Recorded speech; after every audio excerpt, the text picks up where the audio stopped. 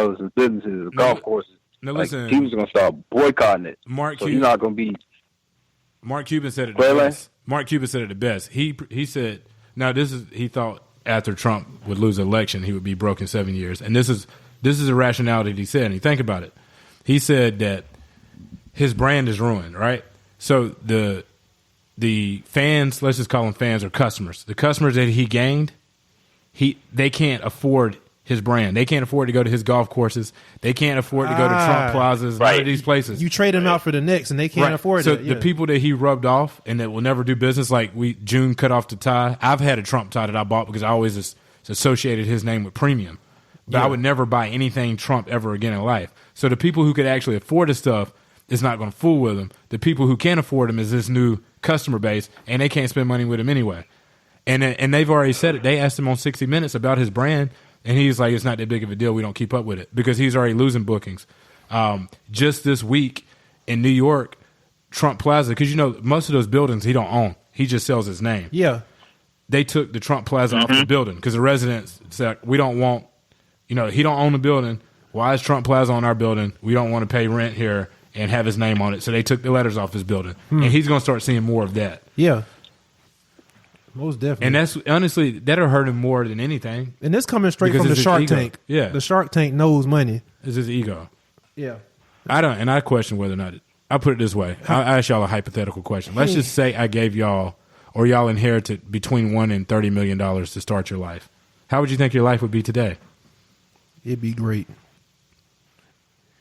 I'd be living huge. It'd be only as good. It'd be only so. It will only be so great. I'd be shining on y'all fuckers so bigly. Right. Oh, that's the Ooh.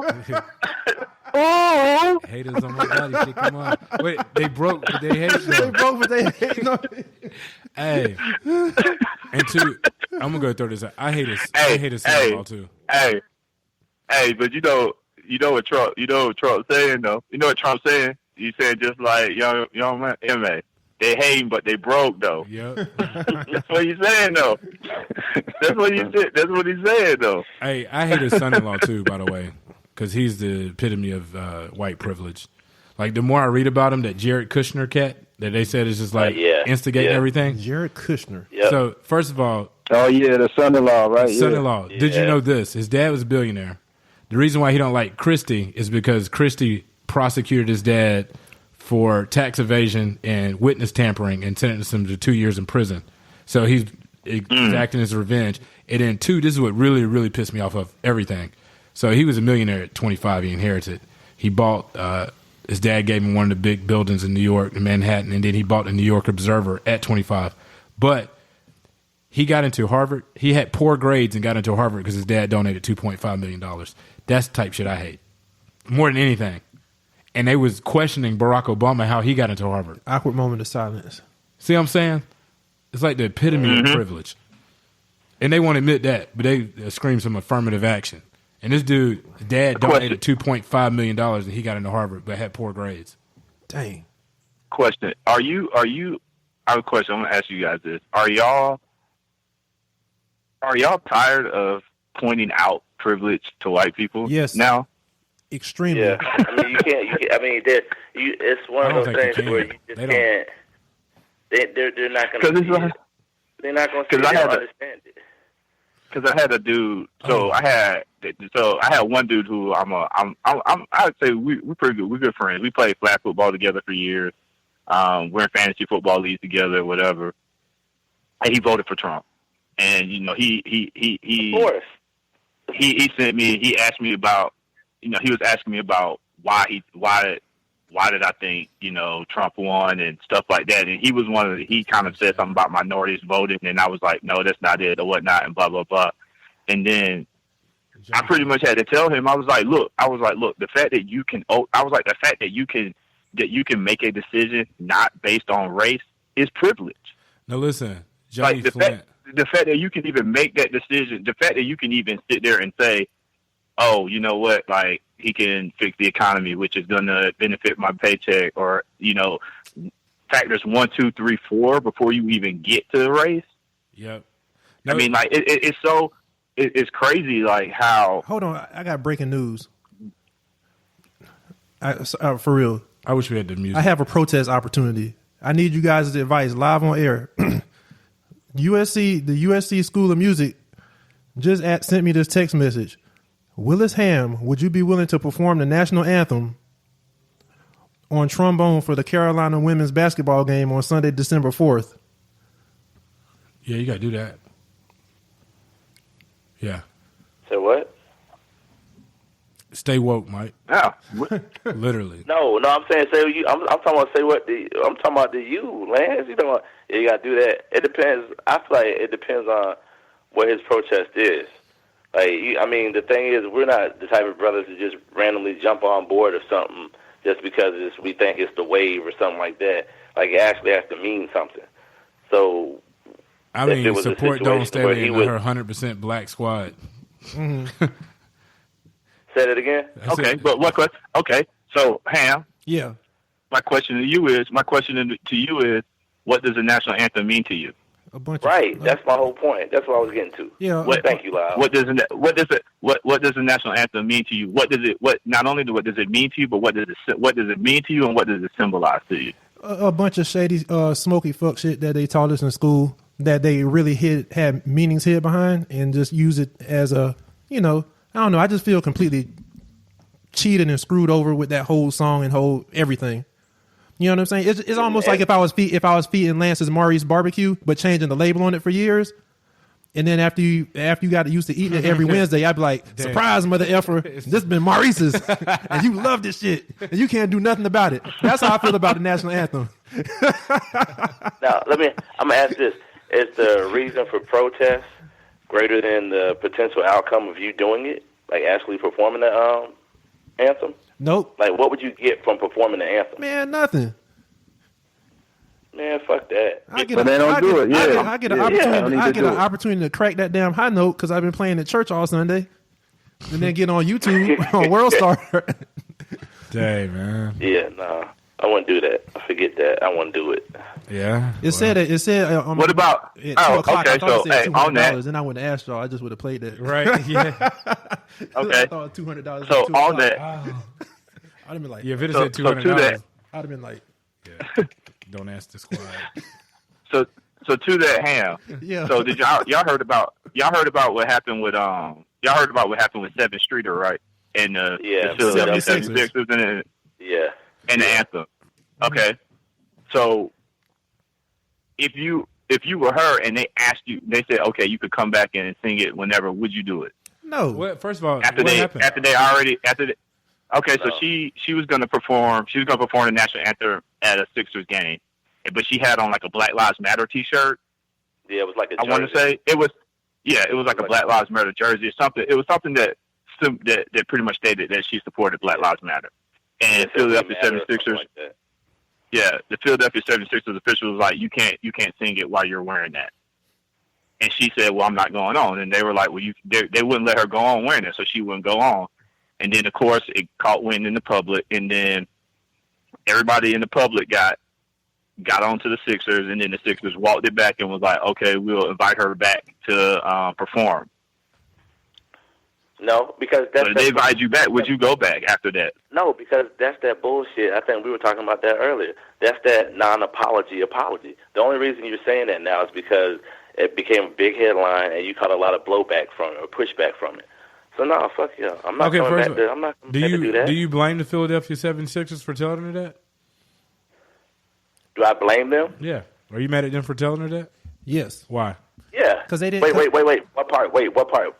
Mad at them for telling her that she couldn't perform, or mad at her for telling them that she could come back? For that she couldn't perform. Or telling her she couldn't wear that shirt. That she couldn't wear that shirt, yeah, and perform. Yeah. I think that's messed up. Why though? You said why? Yeah. Freedom of speech. Why would they? Why?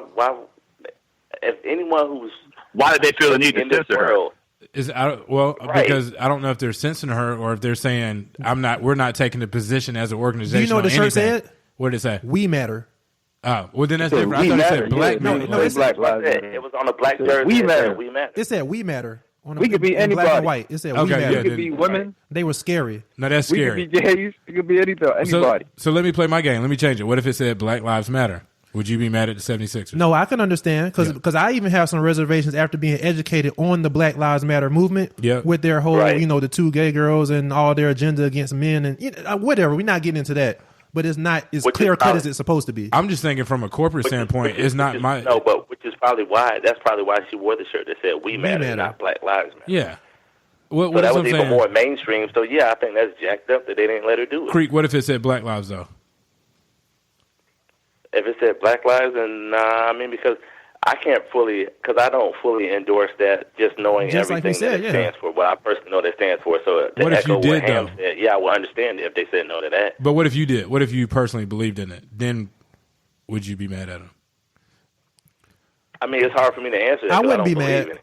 I'll be mad, but not mad at them. Yeah, I just couldn't be mad at them because It's like you they're get mad- taking. I can't expect them to state their stance one way or the other. Right? They 'Cause got to stay neutral. because it's like you're putting words in their mouth. Yeah, exactly. Because you're representing them. Them. So if you have a Confederate flag on, you're representing them. If So you they're have- like, oh, the 76ers believe in Black Lives Matter. They put it out Yeah, there. exactly. It's even more so that she's hired by them rather than the players because when players do stuff, they're like, oh, these black guys took it upon themselves. So it's almost even worse with a singer that you bring in. Now, We Matter is terrible. Yeah, We Matter, that was some real punk stuff. And yeah. man, them boys should deny their checks, News- man, for that dumb shit. If I was them, I would deny my News- big ass check. So don't even put it in my locker. I don't care if it's $15 million. Yeah, donate that stuff to Newsflash. www.gohamfitness.com PayPal account. Newsflash. It was probably only 100 fans that filled up the 76ers game anyway. Damn. Maybe. When nobody gonna see it anyway. They're not trusting the process.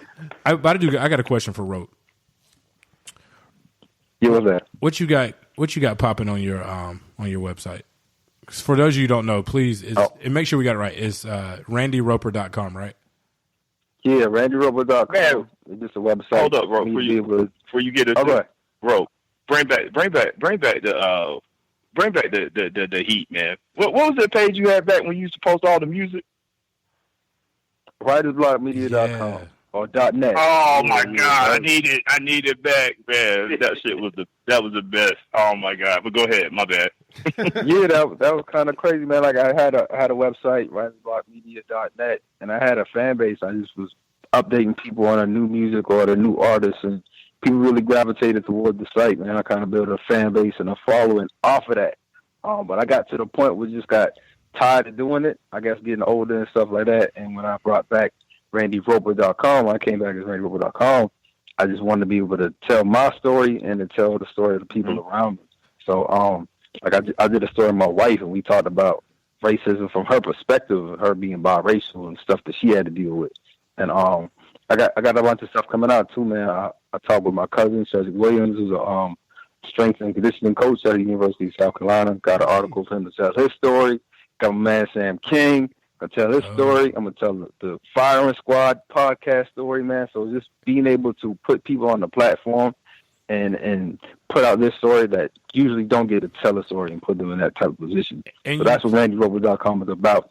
Got all kinds of different stories coming out soon. And you know what's dope though, and with you being like an official part of the squad, is that we're gonna let you share your talent for our listeners too. So that's gonna be an element that we've always wanted on our podcast, was to be able to bring guests on and kind of like spotlight people who are doing positive in our community. Exactly. And we have a real journalist that can articulate that. Yeah. And ask the right questions. So Randy, the sooner you can get people on, whoever you want, get them on so that our listeners can hear their stories and also read it too as well, because your website is awesome. And then I read your wife's the article that you wrote on your wife, and it was amazing. And I even forwarded it too. Yeah. So because I got a guy who one of the guys, homeboy, white dude, he just married a black woman. Oh. And he's a Trump supporter. Oh. And he's oblivious. And I said, Oh, whoa. right, crazy, right? Whoa. So Whoa, listen, whoa, whoa. but he's oblivious. So I said, here's the thing: you may not know it now, but you're going to be humbled when y'all have a little brown child. Yes. And that child is going to go through some things that you can't protect or control. and I shot him the article that you wrote, and I was like, "This is what just read it," because you just think that you live in this world that you're untouchable because of who you are, but you'll see, and it's going to be humbling to you. You won't get touched because your child is you, right?